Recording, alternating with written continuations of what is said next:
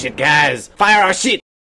Well, howdy folks, and welcome back to the garage. As a community contributor for Blitz, I get access to information ahead of time of what is in the future updates. Update 4.2 brought with it a ton of changes, some of which will be considered good and some bad, depending on who you talk to. Most people are happy that the French lights are in here, and I think most people like the new map when they have played it a bit, if they don't already. Lots of balancing of tanks this time. American autoloaders got some love in general, from armor increases to shell loading time and dispersion decreases. T-49 got nerfed a tad, and then there is the T-95 and its fairly significant reduction of its various armor thicknesses. Holy cow. The French received mostly love as well, with decreased dispersions, decreased loading times, and increased penetration figures. Russians got some good loving on the T-62A for the 100mm with decreased dispersion and aim times.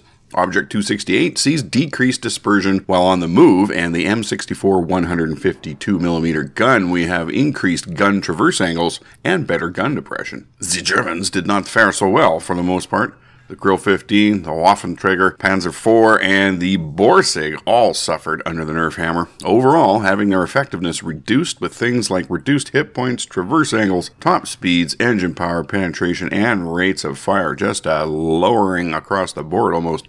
Panther II and the 8.8 got some turret love, increasing their frontal armor there to 150mm. The 75mm L70 on the 8.8 was made overall less effective with reduced rate of fire, increased dispersion, and aim time. Panther M10, yeah, they lost some turret traverse speed, and view range and hull traverse speeds, while the engine power got increased to 770 horsepower. But for myself, the very best thing that happened in patch 4.2 was the addition of the 105mm gun to the Jagdtiger 88.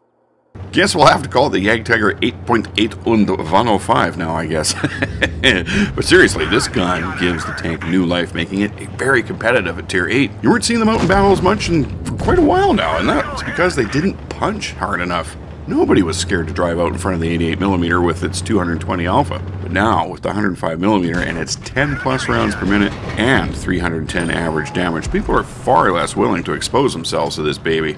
My win rate lately in this vehicle has been bloody fantastic since I mounted the 105. My expectation before I even start a battle now is that it's going to be a win. Whereas prior to the 105, while I loved blazing away with the 88, it just didn't hurt people enough at tier 8 to consistently be a major team contributor. So, what else is special about this tank destroyer? What makes it so damn good? Looking at the tank compare feature at blitzstars.com, we've got top 3 DPM of 3,155 hit points per minute. That's pretty good, as I have it configured, that is. Tier leading shell velocity of 1,100 meters per second for AP, and a time warping 1,375 meters per second for the spicy APCR. What that translates into for you guys is that's a flat, straight trajectory. You will not see shells lobbing in this gun. It's just going to zoom straight over there. Good aim time of 2.17 seconds. Now it seems that BlitzStars lists the aim time probably kind of like the old way, long before a few patches ago. Now if you look in Blitz, it'll say 4.5, and they are measuring the aim time starting and stopping points from different places, but just the same, it is very good. And a needle threading 0.29 dispersion. 0.29. That is one of the very best dispersion figures in the game. That and the 10 plus rounds per minute makes this an ideal sniper vehicle, no question about it. Decent gun depression 7 degrees, gun traverse angles of 10 degrees left and right, and an excellent health pool of 1,400 hit points. And while it is well armored on the frontal area with up to 250mm, you still need to take care, keep that lower plate covered up. As a potential buyer of a premium vehicle, one of your concerns is how well does it earn credits.